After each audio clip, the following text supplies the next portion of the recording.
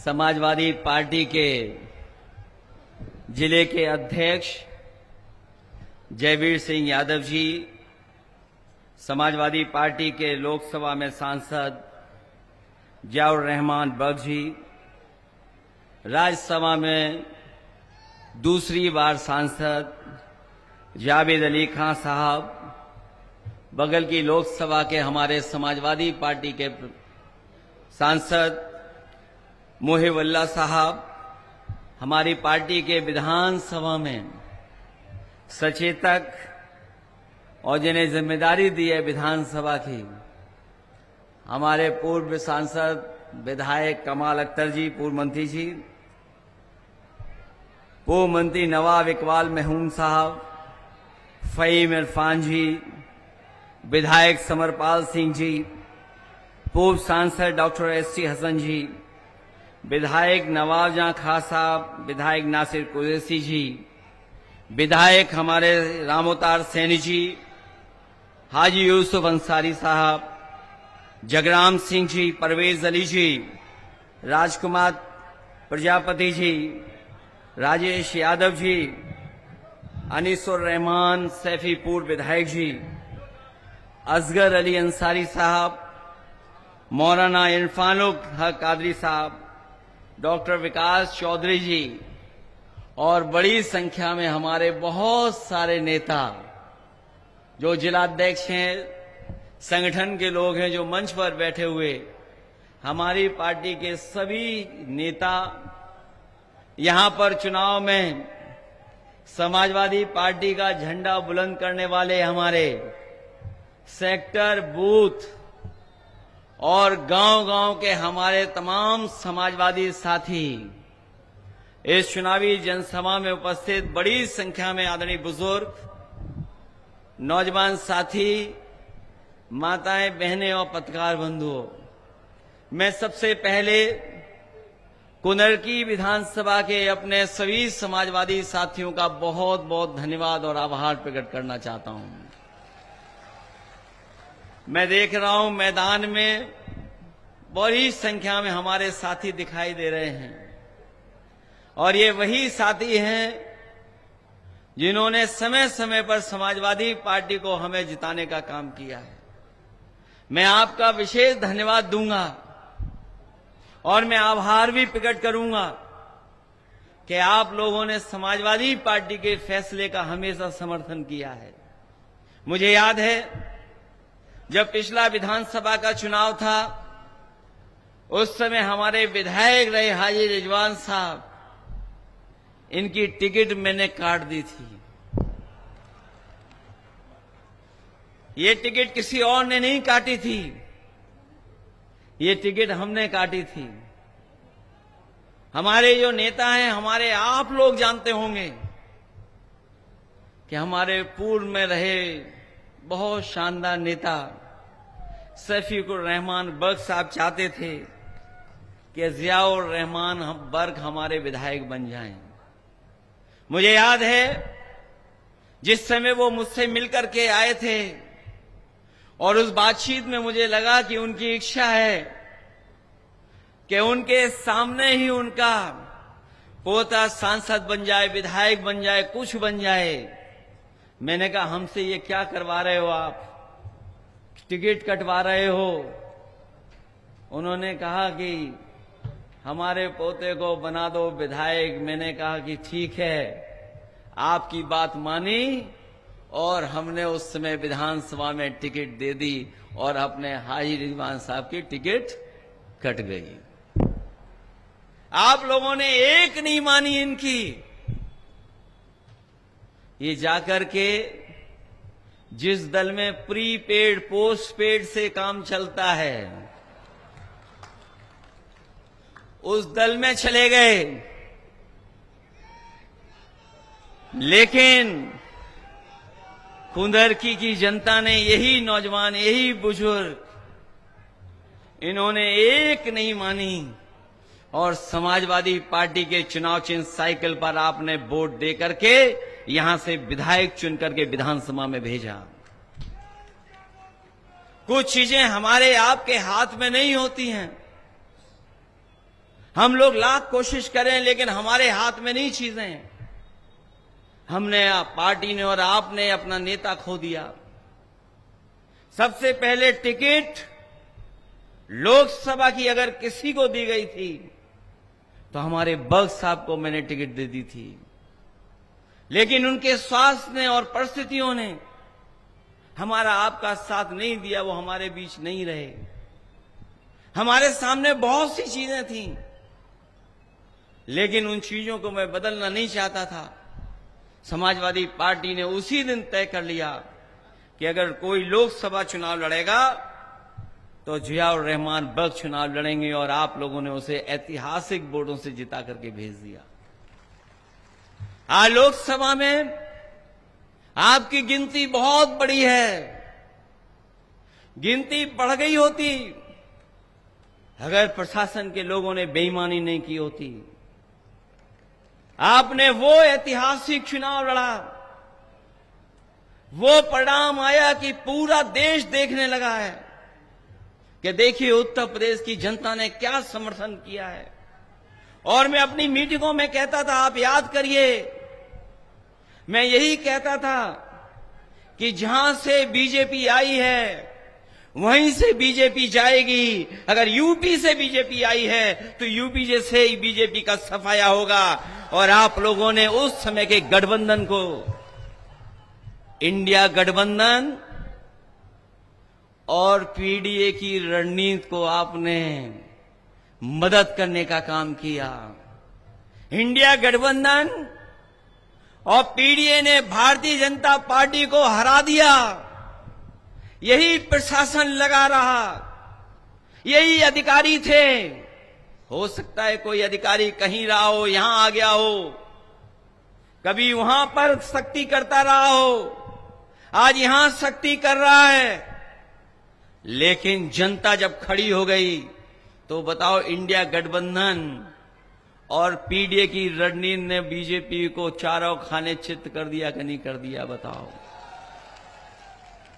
और ये जो लोग पीडीए से घबराए हुए हैं, ये बहुत ही नकारात्मक लोग हैं, बहुत ही निगेटिव लोग हैं।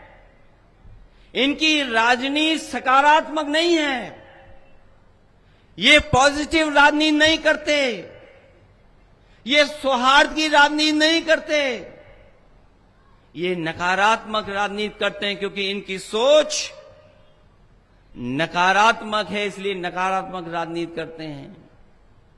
अभी सुनने में आ रहा है, हालांकि हमारे मुख्यमंत्री जी को अंग्रेजी नहीं आती है, और ये बात आपसे नहीं कह रहा हूं मैं, ये जो अधिकारी खड़े हैं, बड़े बड़े अधिकारी हैं, हमारे पुलिस के जवान तो शायद अंग्रेजी नहीं बोल पाएंगे, लेकिन ये थोड़े बहुत बड़े पढ़े लिखे लोग हैं, वो शायद अंग्रेजी बोल पाते होंगे। हमारे मुख्यमंत्री अंग्रेजी नहीं जानते हैं। पीडीए का फुल फॉर्म क्या निकाला उन्होंने? अभी सुना होगा, पीडीए का कोई फुल फॉर्म निकाला उन्होंने। हमें तो यही नहीं समझ पा रहा, पीडीए में एच कहां से आ गया। और जो भी शब्द हैं पीडीए, जहां जहां लगे होंगे उनसे ये नफरत कर रहे हैं। ये पीडीए से नफरत नहीं करते हैं, ये पिछड़ों से नफरत करते हैं, ये दलितों से नफरत करते हैं, ये हमारे आदिवासी भाइयों से नफरत करते हैं, ये हमारे अल्पसंख्यक भाइयों से नफरत करते हैं, ये हमारी माताओं बहनों से भी नफरत करते हैं। इसीलिए पीडीए का जो सही मतलब है नहीं जानते हैं। हम उन्हें बताना चाहते हैं, ये पीडीए की ताकत ने उन्हें पेट में दर्द ला दिया है। और एक अभी हमसे अलग में पूछ लेना, ये पीडीए जब से चला है तब से इनके पेट में दर्द हो रहा है। और बताओ किसान भाइयों, डीएपी कहीं मिल रही है? और डीएपी इसलिए नहीं मिल रही है, उसमें भी पीएडी है।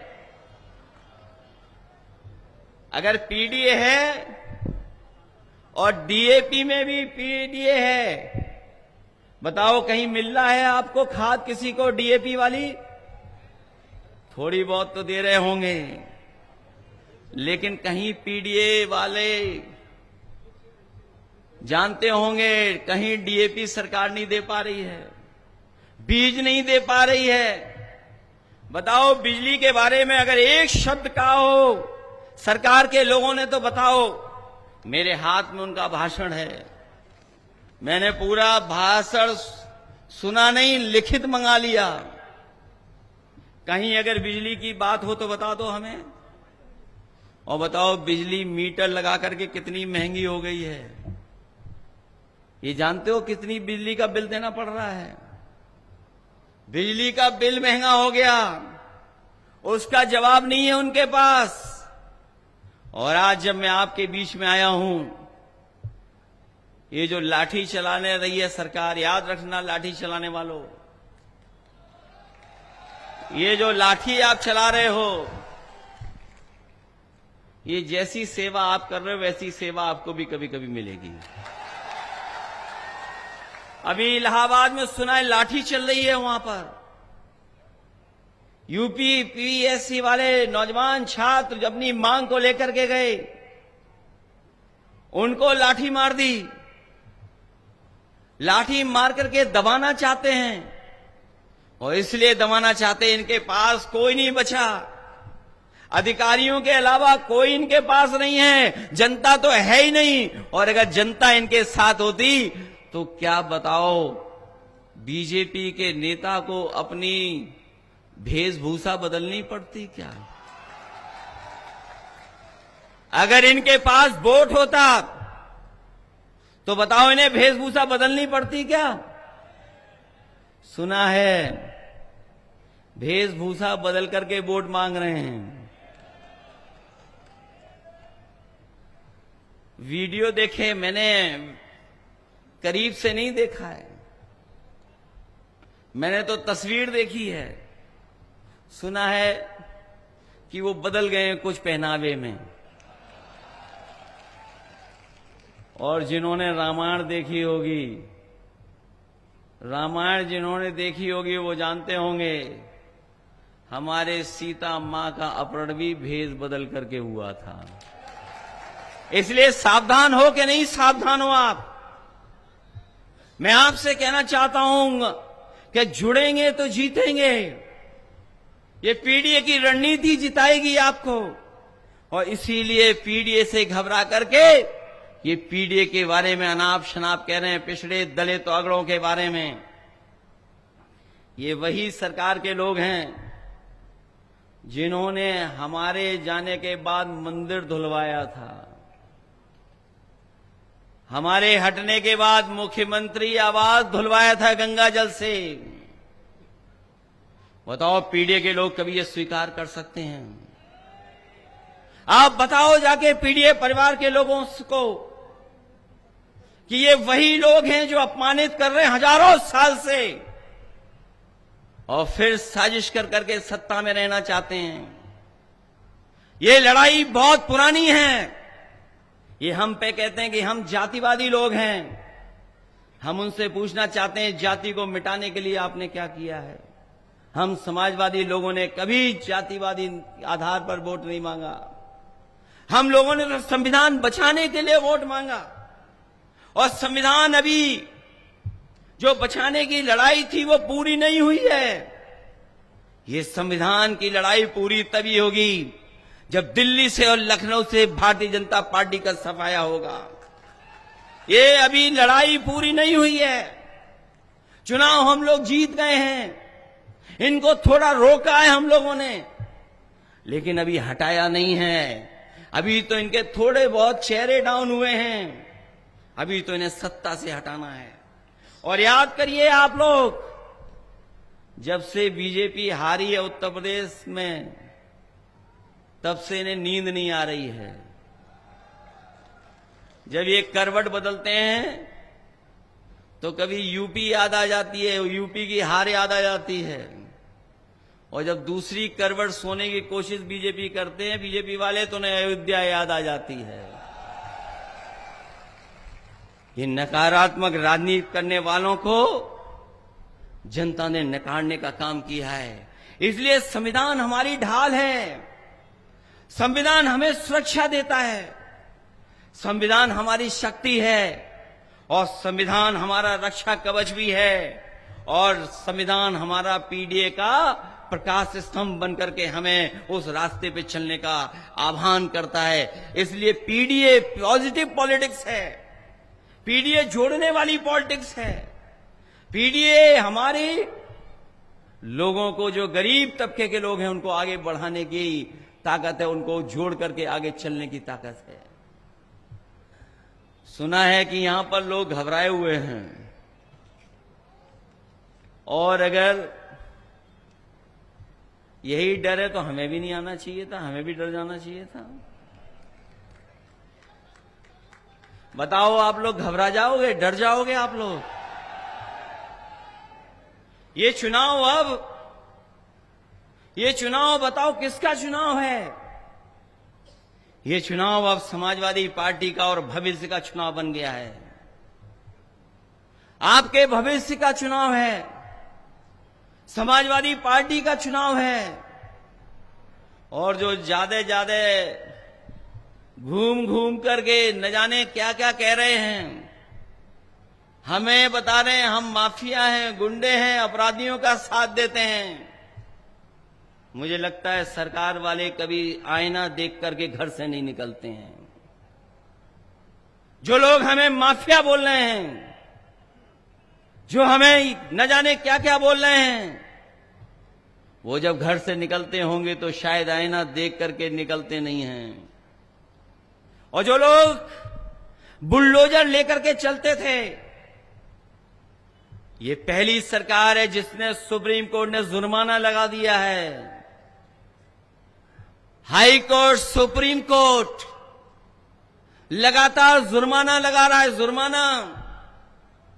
क्या इनके पास कोई जवाब है इसका कि जुर्माना क्यों लग रहा है सरकार पर? अभी सुप्रीम कोर्ट का जो फैसला आया है उसमें जुर्माना लग गया सरकार को 25 लाख का। पढ़ा है कि नहीं पढ़ा आप लोगों ने? बताओ, सुप्रीम कोर्ट ने क्या नहीं कहा इनके खिलाफ? सब कुछ कहा इनके खिलाफ। इसीलिए हम आपसे कहना चाहते हैं, संविधान की लड़ाई अभी खत्म नहीं हुई है, क्योंकि ये संस्थाओं पे कब्जा कर करके बैठे हैं। यूनिवर्सिटी कॉलेजों में जहां बैठे लोग हैं, वहां पर अभी भी वही काम कर रहे हैं, वही फैसला ले रहे हैं। अभी भी नौकरियां नहीं मिल रही हैं, पीडीए के परिवार के लोगों को नौकरियां नहीं मिल रही हैं। जो कभी उंगली उठाते हैं यूनिवर्सिटी पर, चाहे वो आपकी जौहर यूनिवर्सिटी हो, चाहे एमयू हो, कम से कम जाकर के उन्हें अपना एक्ट पढ़ना चाहिए। ये जो कह रहे हैं कि एक्ट ऐसा है, इसमें पिछड़े, दलित और क्यों नहीं शामिल हो रहे हैं, जाकर के एक्ट पढ़ें। जाकर के जिस समय यूनिवर्सिटी बनी थी उस समय यूनिवर्सिटी बनाने का एक्ट क्या था, हम भी भूल जाते हैं। वो क्यों पढ़ेंगे? पढ़ाई का तो उससे रिश्ता ही नहीं है कोई। वो क्यों पढ़ेंगे उन चीजों को? और मैं आपसे कहना चाहता हूं, चुनाव के बाद ही हट गए होते। जो हटने वाले, उन्हें गुस्सा आप पर नहीं आ रहा है, कहीं और गुस्सा दिखाना चाहते हैं। ये गुस्सा जो आजकल सरकार को है, वो अपनी कुर्सी बचाने का गुस्सा है, क्योंकि दिल्ली वालों ने तय कर लिया है कि महाराष्ट्र के चुनाव के बाद इनकी कुर्सी बचेगी नहीं, इनकी कुर्सी छिन जाएगी। दिल्ली गए और चाहते थे अपना कुछ बनवा लें, वो अपना नहीं बना पाए। कार्यवाहक चल रहा है, कार्यवाहक। मैं जब चला जाऊं तो यहां जितने खाकी वर्दी वाले, इनसे पूछना, अरे बड़ी दुआएं देते हो कानून व्यवस्था की, बताओ आपका जो सबसे बड़ा अधिकारी होता है वो भी अभी तक कार्यवाहक है, परमानेंट नहीं हो पाया है। और ये पहला कार्यवाहक नहीं है, अभी तक कार्यवाहक चल रहे हैं, कार्यवाहक। तो दिल्ली वाले इंतजार कर रहे हैं, दिल्ली वाले मौका ढूंढ रहे हैं कि कब कुर्सी छीन लें। और आपको मैं भरोसा दिला के जा रहा हूं, देखना महाराष्ट्र में बीजेपी हारेगी और उत्तर प्रदेश में कुर्सी छिन जाएगी। बताओ उसकी घबराहट है कि नहीं है? इन पे घबराहट है इन्हें, अपनी कुर्सी बचाना चाहते हैं। कुर्सी तो तभी चली गई होती जब इन्हें लगा कि ये नुजूल की जमीन मुसलमान भाइयों की जमीन है। इन्हें हर उर्दू की चीज मुसलमान भाइयों की नजर आती है। उन्होंने सोचा कि नजूल मतलब सब मुस्लिम भाइयों की जमीन है। जब इकट्ठे विधायक हुए कि अगर ये कानून वापस नहीं लोगे तो हम आपकी कुर्सी छीन लेंगे, इन्होंने तुरंत वो कानून वापस ले लिया है। कानून वापस लेना पड़ा कि नहीं लेना पड़ा कानून? जो लोग लॉ एंड ऑर्डर की बात कर रहे हैं, मुझे बनारस से खबर मिली कि किसी बिल्डिंग में जुआ चल रहा था। हालांकि त्योहार पे तो बहुत सारे लोग खेलते हैं, हमारे यहां त्योहार पे चोरी छिपे नहीं, सब खेलते हैं। कुछ बड़ी बिल्डिंग में जुआ चल रहा था। एक पुलिस इंस्पेक्टर गए और जुआ खेलने वालों का 40 लाख रुपए लेकर के गुल हो गए। 40 लाख रुपए ले आए। और बाद में जब मैंने ट्वीट कर दिया उसको, आजकल एक्स है, एक्स पे मैंने लिख दिया और प्रेस के लोगों ने भी लिखा उस पर, तो उन्होंने कहा कि नहीं, ऐसी कोई घटना नहीं हुई। मैं बधाई देना चाहता हूं, इस समय पे भी कुछ पत्रकार हैं निष्पक्ष, उन्होंने सीसीटीवी के फुटेज जारी कर दिए। उसमें पता लगा कि इंस्पेक्टर साहब एक बड़ा सा बैग लेकर के जा रहे थे। सुना है उन पे कार्रवाई हो गई है। क्या ये सरकार को नहीं पता? और आप में से सब जानते होंगे, जब से ये 100 नंबर कुछ और नंबर हुई है, पुलिस वालों ने भी अपना रेट बढ़ा लिया है। ये 100 नंबर, ये जितने लोग खड़े हैं प्रशासन के लोग, ये सब जानते होंगे कि ये 100 नंबर बनाया गया था इनकी सुविधा के लिए और जनता की सेवा के लिए। फोन करो पुलिस मदद के लिए आ जाए। अब तो फोन करो पुलिस लूटने आ रही है। ये कौन बदल रहा है ये प्रशासन को? क्या सरकार को नहीं पता? इतनी लूट मची हुई है।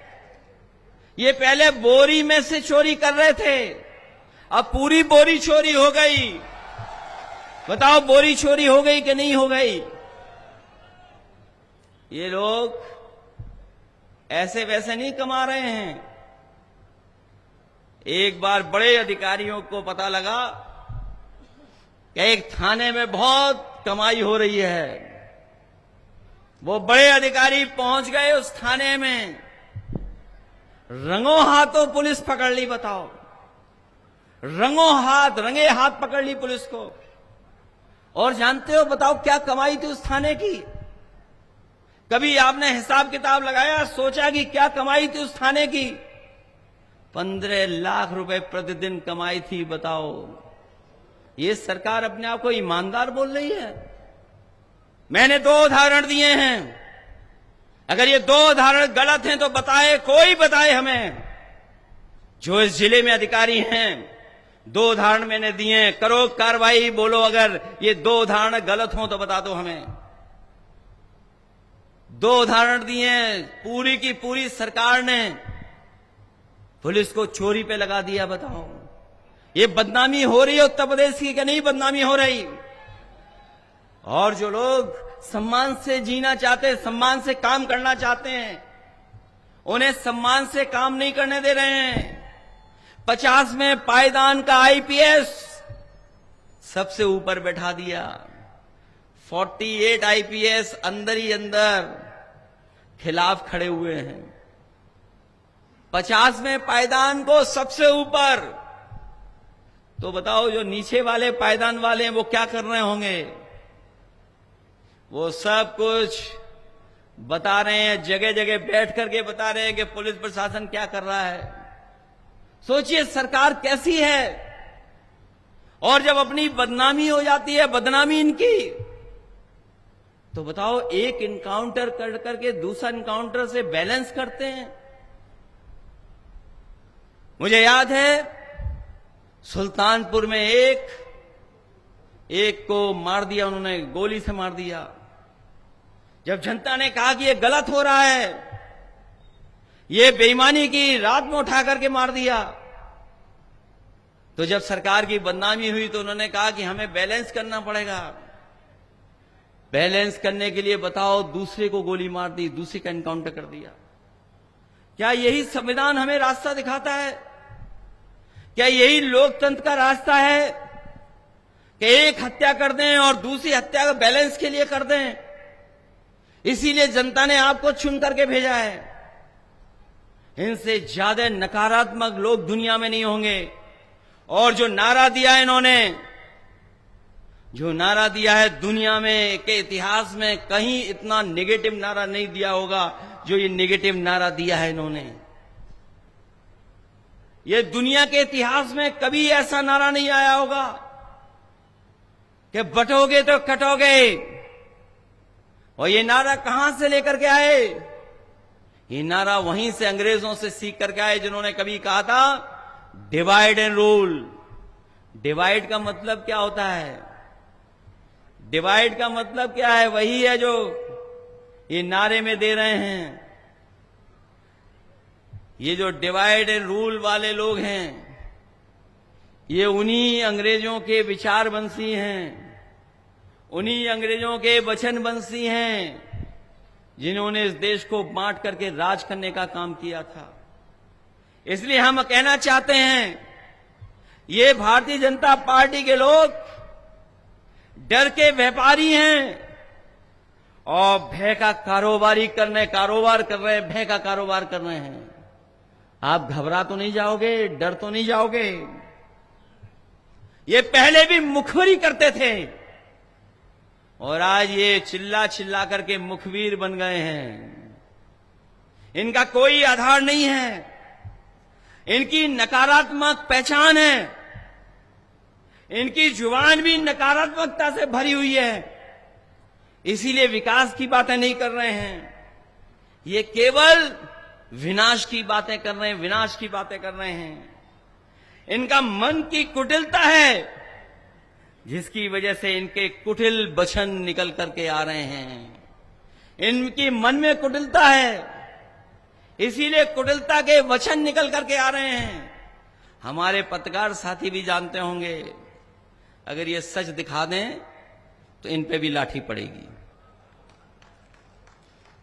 वैसे तो ये सब पत्रकार साथी हमारे साथ हैं, थोड़ा बहुत दबाव है इनके ऊपर, जिसकी वजह से हमारा साथ नहीं दे रहे हैं। लेकिन मैं जानता हूं आपके हाथ का वी देख करके और चेहरे की खुशी से कि आप भी मनी मन समाजवादियों के साथ हैं। बहुत से लोग हैं साथ आपके, लेकिन कोई नौकरी के डर से, कोई जांच के डर से, कोई किसी के डर से, ये डर से राजनीति करना चाहते हैं। बताओ अपने बोर्ड से डर निकालोगे कि नहीं निकालोगे? अगर एक बार रोकें तो रुक तो नहीं जाओगे। अगर एक बार रोकें तो फिर आना वोट डालने, दूसरी बार रोकें तो फिर आना, तीसरी बार रोकें तो फिर आना, और जब तक आपको प्रमाण जीत का नहीं मिल जाए तब तक आप वोट डालना और रखवाली करना अपने वोट की। अगर हार जाओगे तो बताओ बीजेपी वाले क्या कहेंगे कि डर गए हम लोग, समाजवादी लोग डर गए। डर तो नहीं जाओगे आप लोग। और जो लोग अपने आप को बहुत धार्मिक मान रहे हैं, वस्त्र से नहीं कोई बन जाता है, अपने विचार और वचन से संत होता है। बताओ कोई वस्त्र से संत बन जाता है? अपने विचारों से और वचन से संत होता है, और नहीं तो उसका अपने आप अंत होगा उसका अपने आप अंत होगा। अभी तक तो वो डरे हुए थे लोकसभा के चुनाव के बाद, लेकिन जब से ये समर्थन जुट रहा है, बीजेपी वाले हिले हुए हैं। ये डरे हुए तो हैं ही हैं, लेकिन हिले हुए भी हैं, क्योंकि गिनती में आपका मुकाबला नहीं कर पा रहे हैं, जन समर्थन का मुकाबला नहीं कर पा रहे हैं, इसीलिए इन्होंने चुनाव टाले। इन्हें चुनाव क्यों टालने पड़े? कभी आपने सोचा कि चुनाव क्यों टालना पड़ा इन्हें? पहले तो चुनाव इन्होंने अयोध्या का टाला, क्योंकि जानते थे कि अयोध्या से हार के जाएंगे। वहां पर मुख्यमंत्री जी 1 बार गए, 2 बार गए, 3 बार गए, तमाम योजनाएं दे दी। वहां पर भी कोटेदारों को लगा दिया, प्रधानों की जांच के लिए लगा दिया, अधिकारी अपने मन मर्जी के कर लिए, बीएलओ पोस्ट कर लिए, एक भी पीडीए परिवार का अधिकारी पोस्ट नहीं किया।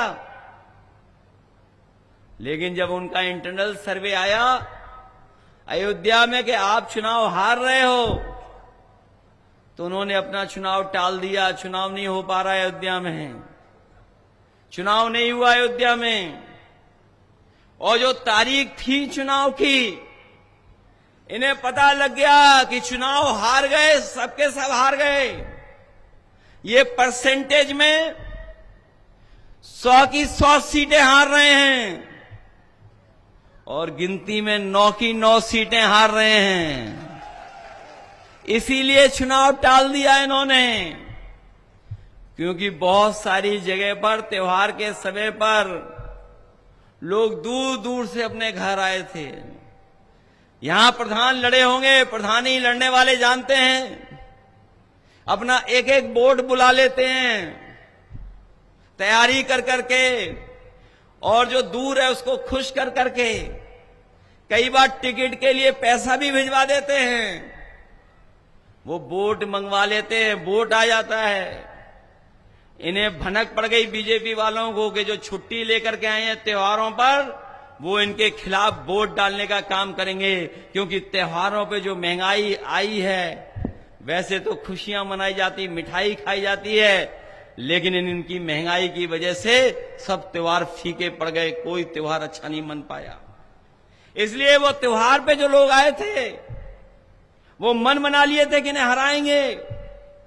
इन बीजेपी वालों को भनक पड़ गई एलआईयू के माध्यम से कि जो बाहर से लोग आए हैं, ये लोग वोट डाल देंगे इनके खिलाफ।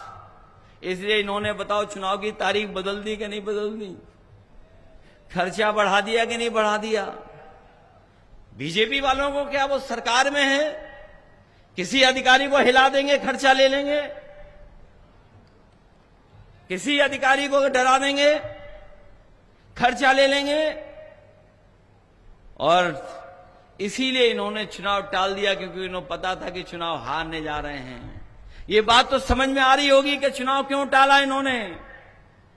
हम तो ये कह रहे हैं कि जितना चुनाव टालोगे उतना बुरा हारोगे।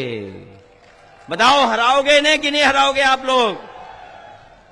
और ये जो नौजवान जो हमारे होंगे, हमारे नौजवान जानते होंगे कि नौकरी और रोजगार किसी को दे नहीं पाई हैं लोग। कहीं नौकरी सरकारी मिली हो किसी को तो बता दो। ये नौकरी नहीं दे पा रहे हैं। नौकरी भाजपा के एजेंडा में ही नहीं है, एजेंडा में ही नहीं है। इनके एजेंडा में नौकरी नहीं है। ये युवाओं के साथ साथ उन युवाओं के भविष्य के साथ भी धोखा कर रहे हैं। न केवल यूपी में जगह जगह पर, बल्कि इलाहाबाद से लेकर के सब जगह छात्र आंदोलन में हैं, आंदोलन कर रहे हैं, क्योंकि जिस तरह की व्यवस्था है उस व्यवस्था के खिलाफ नौजवान सड़कों पर हैं, भारतीय जनता पार्टी के खिलाफ खड़े हैं। ये जो परीक्षा प्रणाली में हेरा फेरी है और जो हेर फेर करते हैं, उसको करने वाला कोई नहीं, भाजपा के लोग हैं। आपने देखा होगा गलत प्रश्नोत्तर, गलत क्वेश्चन पेपर, और पेपर छपवाने वाले कोई नहीं है, भाजपा वाले हैं। पेपर लीक करवाने वाले भी भाजपा वाले हैं। परीक्षा की तारीखें टालने वाले भाजपा वाले हैं। बताओ नौजवानों, ये परीक्षा को टालने वाले कौन है? भाजपा वाले हैं कि नहीं हैं? परीक्षा रद्द करवाने वाले भाजपा वाले हैं। जो कॉपी होती है उसको भी बदलने वाला कोई है तो भाजपा वाले हैं। और आरक्षण को मारने वाले भी भाजपा वाले हैं। बताओ आपके आरक्षण के साथ खिलवाड़ कर रहे हैं कि नहीं कर रहे हैं? आरक्षण के साथ खिलवाड़ हो रही है। ये हमारे पीछे बैठे होंगे लोधी समाज के लोग, सैनी समाज के लोग, प्रजापति लोग, वाल्मीकि लोग, दलित लोग, कोई समाज ऐसा नहीं बचा जिसके लोग ना बैठे हों। बताओ पिछड़ों के साथ, दलितों के साथ, आदिवासियों के साथ ये आरक्षण की खिलवाड़ कर रहे हैं कि नहीं कर रहे हैं? और रिजल्ट लटकाने वाले भी भाजपा वाले ही हैं। और अगर इन चीजों से निकल जाए परीक्षा तो कोर्ट में परिणाम उलझाने वाले भी भारतीय जनता पार्टी वाले हैं। कोर्ट में परीक्षा को उलझा देते हैं। इस बार युवा इनका छोड़ेंगे नहीं, नौजवान इस बार छोड़ने वाला नहीं है इनको। इनके खिलाफ मतदान करने जा रहा है। इसलिए हम आपसे निवेदन और अपील करने आए हैं कि ये चुनाव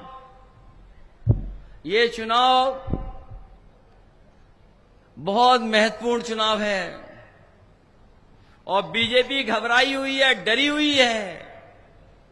डरी हुई है इसलिए भी कि जनता इनका साथ नहीं दे रही है, कोई वर्ग इनका साथ नहीं दे रहा है।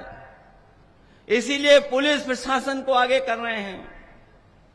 ये पुलिस प्रशासन वाले किसी के नहीं हैं। जो बात मैं कह रहा हूं वो जिम्मेदारी के साथ कह रहा हूं। ये किसी के नहीं है पुलिस प्रशासन वाले लोग। ये कल आपके थे, आज इनके हैं। इनको ये भी पता है कि कल जो भविष्य है वो समाजवादियों का है, पीडीए का है, इंडिया गठबंधन का है। इसलिए थोड़ा दिखाएंगे अपना रुतबा। अगर ये रुतबा दिखाएं तो खामोश हो जाना।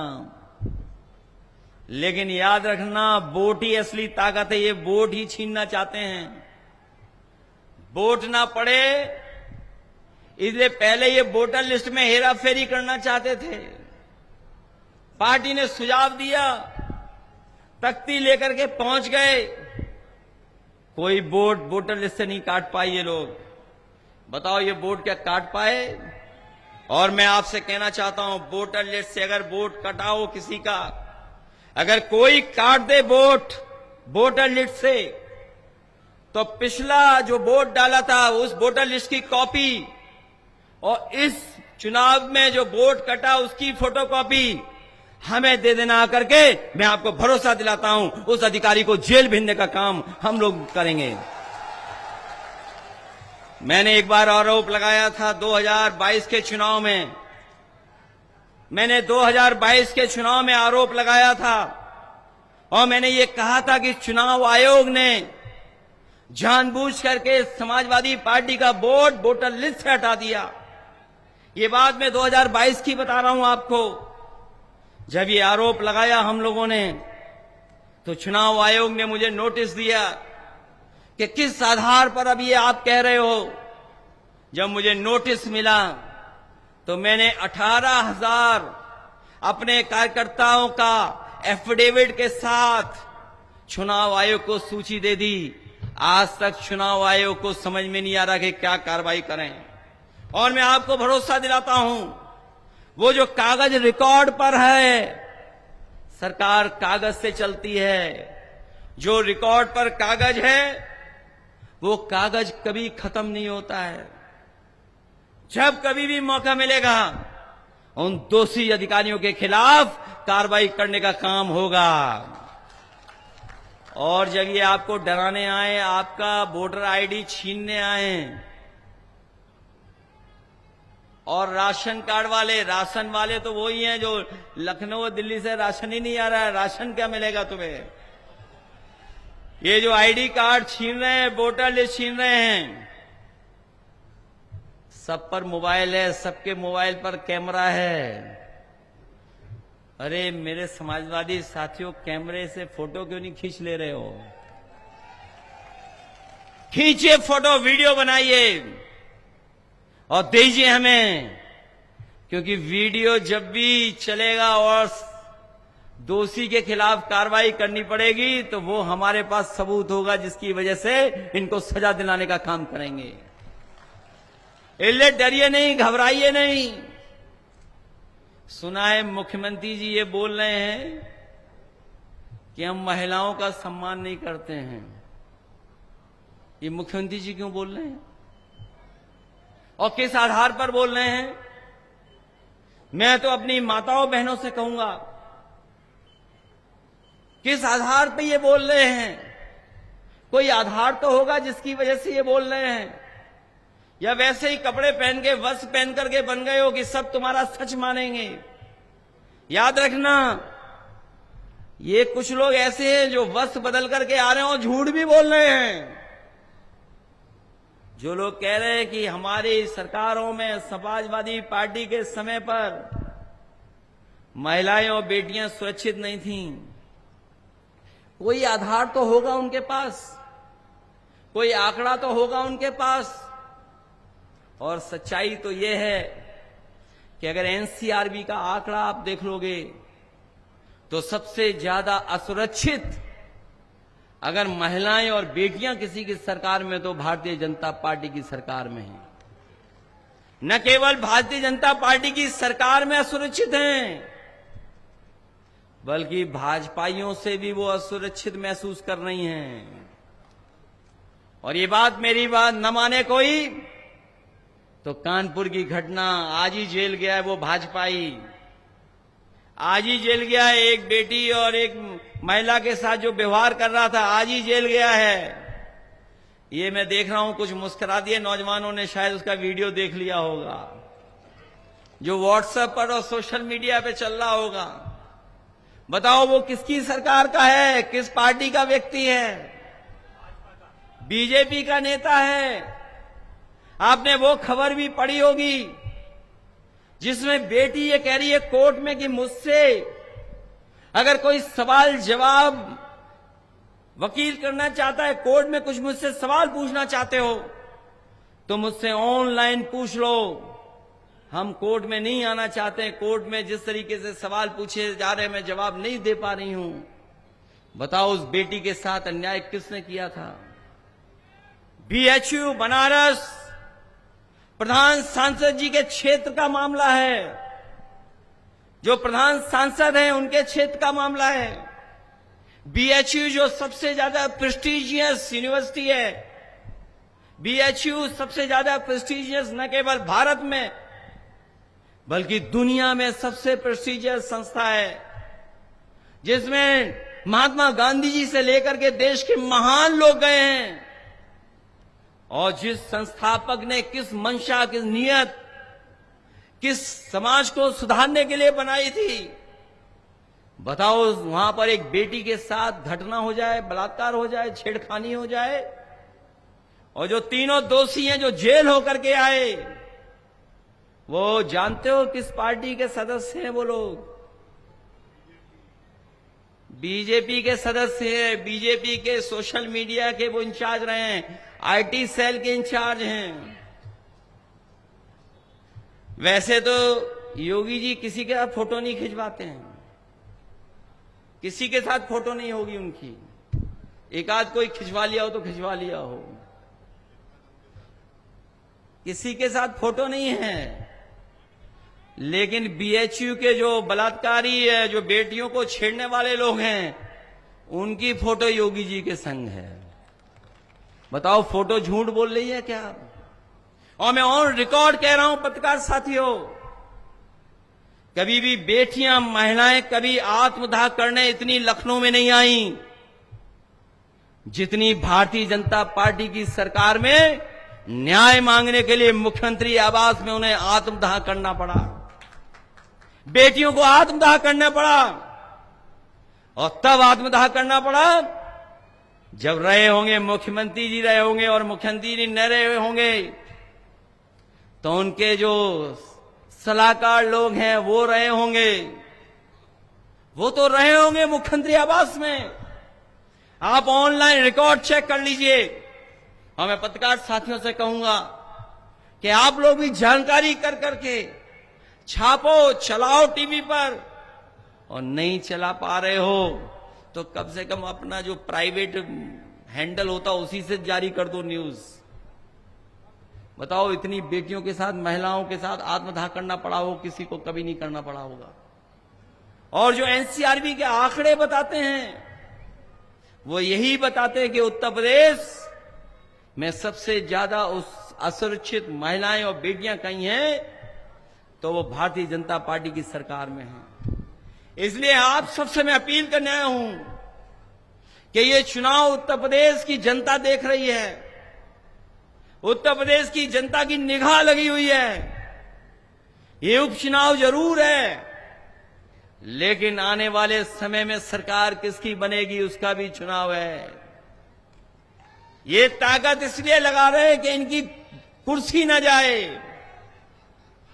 ये जानते हैं ये जो कुर्सी गई तो औरों की भी कुर्सी चली जाएगी। केवल लखनऊ में डेपुटेशन पे लोग नहीं हैं, यहां भी डेपुटेशन पे लोग बैठे हुए हैं जो निगरानी कर रहे हैं। इसलिए मैं आपसे कहना चाहता हूं कि बताओ, घबराओगे तो नहीं? डर तो नहीं जाओगे? बताओ, हम डरे कि नहीं डरे? हम तो नहीं डरते कभी। मुझे याद है जेपी नायसी जयप्रकाश जी के नाम पर जो बना है लखनऊ में म्यूजियम, उसमें एक बार पुलिस लगा दी उन्होंने गेट पर। इतनी फोर्स लगा दी, कोई नहीं जा सकता था। मैं गया, मैंने देखा कि फोर्स लगी हुई है, क्या रास्ता निकालें?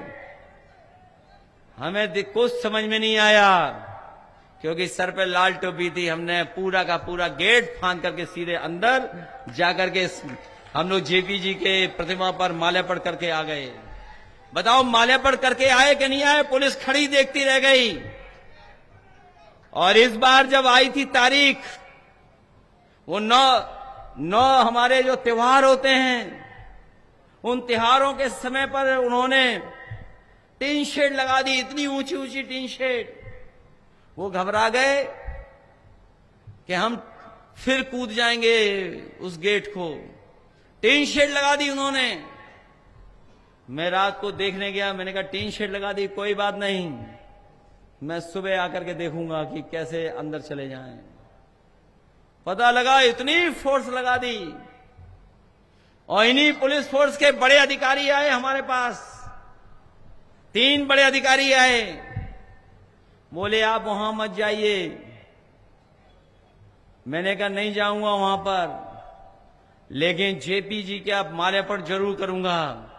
हम लाए प्रतिमा और उनके सामने रख करके माल्यार्पण कर दिया। और मैंने उनसे कहा कि ये गेट पे जो टीन शेड लगाई है आपने, ये जब तक टीन शेड लगी रहेगी मैं नहीं जाऊंगा। जिस दिन टीन शेड हटेगी उसी दिन फिर अंदर जाकर के माल्यार्पण कराऊंगा। और आप पता कर लेना, अभी भी टीन शेड लगा करके रखवाली कर रहे हैं उसकी। कैसे बीजेपी वाले हो, कोई काम ही नहीं आपके पास। इसलिए घबराओ मत। क्या घबरा जाओगे आप लोग? घबराने वालों का कोई कुछ नहीं होता भविष्य। और ये तो बहादुर लोग हैं यहां पर। मैं आपको कहना चाहता हूं कि सरकार ही न्याय दिलाएगी और कोर्ट न्याय दिलाएगा। जो कुछ परेशानियां आ रही हैं, जो रामपुर में भी परेशानी आई है मोहम्मद आजम खान साहब पर, उसकी मदद कोर्ट करेगा या सरकार करेगी? क्योंकि उनको झूठा फंसाने का काम किया है। हम लोग बिल्कुल सरकार के करीब पहुंच रहे हैं, क्योंकि पीडीए की ताकत से ये घबराए हुए हैं। जब से पीडीए का नारा दिया है, भारतीय जनता पार्टी के लोगों को समझ में नहीं आ रहा है इसकी काट क्या ढूंढें। इसीलिए इधर उधर वाली बातें कर रहे हैं। न जाने कौन सी डिग्री पाए हैं जो पीएडी का फुल फॉर्म भी नहीं जानते, पीडीए का। पता नहीं कहां से क्या जोड़ देते हैं, इसका ही कोई हिसाब किताब नहीं है। इसलिए मदद करिए आप लोग, जिताइए आप लोग। और अगर कोई घबरा रहा हो तो हमारे साथ हेलीकॉप्टर में चले, हम उसे ले जा रहे हैं। कोई घबरा तो नहीं रहा यहां पर, मंच वाले तो नहीं घबरा रहे हैं। मुझे लगता है कोई मंच पे घबराने वाला बैठा हुआ है। कोई घबराने वाला तो नहीं है। ये कोई इसलिए नहीं घबराएंगे, अगर घबरा गए तो टिकट नहीं मिलेगी इनको। अगर इन्होंने अधिकारियों से सांठगांठ की, मैं कह रहा हूं अभी किसी अधिकारियों से सांठगांठ मत करना, कोई दोस्ती नहीं है। ये कोई एक गड़बड़ तो नहीं कर दोगे? कोई है तो नहीं ऐसा जो मिला हुआ हो अधिकारियों से? ये देखो अधिकारी भी साथ देने लगे, सब मुस्कुरा रहे हैं, सब साथ देंगे आपका। और इनसे अकेले में पूछना, सरकार तो समाजवादियों की अच्छी थी, वो कोई सरकार ऐसी नहीं है। जब प्रमोशन वाली बात आई थी, मुझे याद है, जब प्रमोशन वाली बात आई थी, मुझे याद है प्रमोशन जब होना था, बहुत से लोग चाहते थे कि हमारे जवानों को परीक्षा लिखी जाए, परीक्षा दें, तब इनको प्रमोट किया जाए। मैंने कहा कोई परीक्षा नहीं होगी, सीधा प्रमोशन होगा। इनसे पूछ लेना, जो भी प्रमोशन पाए होंगे उस समय, कोई परीक्षा, कोई किसी को लेन देन नहीं करना पड़ा था, सीधा सीधा प्रमोशन हो गया था। और कभी हेड कांस्टेबल इनोवा और मोटरसाइकिल पे नहीं चलता था, गाड़ियों पे नहीं चलते थे हेड कांस्टेबल। बताओ, हेड कांस्टेबल के लिए और डायल 100 में गाड़ियां किसने दी पुलिस को? समाजवादियों ने दी, समाजवादियों ने। इसलिए सुधार किसी ने किया तो समाजवादियों ने किया है। इसलिए ये आपकी मदद करेंगे, घबराइए नहीं। ये तो केवल अपना रुतबा दिखा रहे हैं कि मुख्यमंत्री जी खुश हो जाएं, बस खुश होने के लिए रुतबा दिखा रहे हैं। अभी मैं देख रहा था, एक पुलिस इंस्पेक्टर यूं करके वीडियो बना रहा था। अरे भाई, टेक्नोलॉजी हमने बहुत देखी है, अब मुस्कुरा रहे हो वीडियो बनाने वाले। यूं मोबाइल करके किसी को दिखा रहे थे कि देखो सपा जीत रही है वहां पर। कोई वीडियो बना रहा था वहां पर, यूं ऐसे वीडियो दिखा रहे थे कि देखो सपा की भीड़ कितनी है। तो सोचो, पुलिस के लोग भी अगर वीडियो दिखाने लगा तो बताओ कौन, किसकी जीत हो गई? हो गई जीत कि नहीं हो गई? आपका वोट इतना है कि उसको भी टोपी पहननी पड़ रही है। और अगर योगी जी को पता लग जाए कि टोपी पहन ली तो बताओ उसका क्या होगा? वही होगा लखीमपुर में जो विधायक के झापड़ मारा था किसी ने। वो सब विधायक तैयार हैं इस बार। बताओ, विधायक को झापड़ मारा था कि नहीं मारा था? क्या हुआ? विधायक को झापड़ मारा। वो सब विधायक बैठे हुए हैं गिनती कर करके, बस वो इंतजार कर रहे हैं। हमने डिस्काउंट भी दिया था, ऑफर भी दिया था, वो ऑफर हमारा जारी है, अंदर ही अंदर जारी है, ऊपर नहीं बताएंगे। हमारा ऑफर अंदर ही अंदर जारी है। और मैं आपको कह के जा रहा हूं, आज तारीख कितनी हो गई है और वोट कब डालना है आपको? 20 तारीख तक गायब रहो, एकदम छिपे रहो, किसी से मिलना मिलाना नहीं है, किसी से नहीं मिलो। और जो मैं कह के गया हूं, अगर एक बार रोके ये लोग तो दोबारा आना, दोबारा रोकें तो फिर आना, 4 बार भी रोकें तो आपको आना है कि नहीं आना है बताओ। और अगर लाठी चली, वीडियो दिखाई दे गया, अन्याय हुआ, तो हम भी बांट के रखेंगे अपने विधायकों को, सांसदों को, राज्यसभा के लोगों को भी, कि जाइए और हमारे कार्यकर्ताओं की मदद करिए जाकर के। वो सब रहेंगे आपके साथ, घबराइए नहीं। लेकिन अब ये चुनाव बताओ किसका बचा है? चुनाव रिजवान साहब का तो है नहीं। अब चुनाव साइकिल का है कि नहीं है बताओ? रिजवान साहब का चुनाव तो नहीं है ना। पुलिस प्रशासन को रिजवान साहब से दिक्कत होगी, हमसे क्या दिक्कत है बताओ? किसी डीएम को हमसे दिक्कत हो तो बताओ, किसी एसपी को हमसे दिक्कत हो तो बताओ। और ये जितने खड़े पुलिस के लोग, अधिकारी लोग, किसी को हमसे दिक्कत हो बताओ, किसी को दिक्कत है हमसे? देखिए मुस्कुराए कह दिया नहीं है दिक्कत, इनसे दिक्कत हो सकती है। ये इसलिए चुनाव समाजवादी पार्टी का है, हमारा चुनाव है। मदद करोगे कि नहीं करोगे? अब तो अधिकारियों ने भी सुन लिया होगा कि हमारा चुनाव है। अभी जो सरकार में लोग हैं उन पे इतने दिन नहीं हैं जितने दिन वो सरकार में रह लिए हैं। बताओ कितने दिन बचे हैं? लास्ट के 6 महीने मत गिनो, क्योंकि वो चुनाव के हैं, प्रचार के 6 महीना हैं, केवल 1.5 साल है। इन 1.5 साल में जानते हैं अधिकारी कि 1.5 साल के बाद दूसरी सरकार आने वाली है, और दूसरी सरकार आएगी तो उसकी खुशामद करने में आज ही से लग जाएंगे। आप देख लेना, आपके विधायकों की खुशामद करेंगे आज से वो लोग। इसलिए जिताइए और मदद करिए, सब लोग मिलकर के वोट डालना चुनाव चिन्ह साइकिल पर। हमारा इंतजार होगा जिस दिन तारीख होगी वोट की, और जिस दिन गिनती की, उस दिन हम लोग केवल कुंदरकी देखेंगे और उत्तर प्रदेश के उपचुनाव देखेंगे कि आखिरकार जनता ने क्या परिणाम दिया है। इसलिए मदद करिए आप लोग, सब लोग मदद करना, और ये प्रेस के लोग भी मदद करेंगे। इन्होंने वो वीडियो देख लिया, वो एक प्रेस वाले को कपड़े उतार करके नंगा करके मारा किसी बीजेपी वाले ने। बताओ अपने पत्रकार साथी की मदद करोगे कि नहीं करोगे आप लोग? बताओ, आपके ही साथी को नंगा करके मारा हो, बताओ ये लोकतंत्र है क्या? यही संविधान हमें बताता है, दिखाता है रास्ता। इसलिए मदद करिए आप लोग, सहयोग करिए सब लोग मिलकर के, और चुनाव चिन्ह साइकिल को जिताने का काम करना। बहुत बहुत धन्यवाद आपका।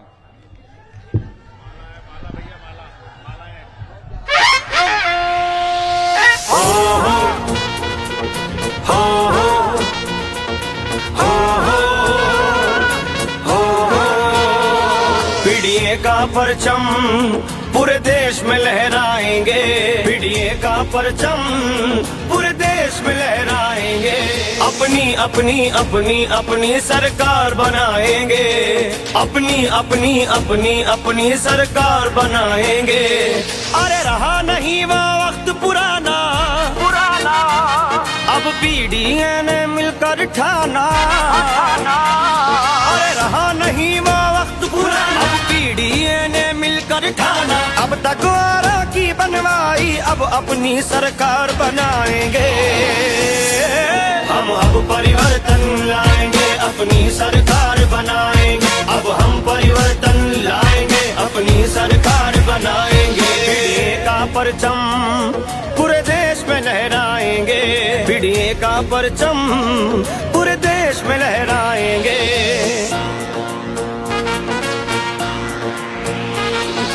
अब जो हक हमारा मारेंगे मारेंगे, तो जोड़ के हाथ ना मांगेंगे मांगेंगे।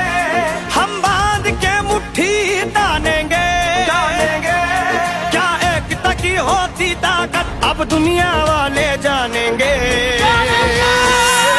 हक लेकर ही हम मानेंगे, अब हम परिवर्तन लाएंगे, अब हम परिवर्तन लाएंगे, अपनी सरकार बनाएंगे। पीडीए का परचम पूरे देश में लहराएंगे, पीडीए का परचम पूरे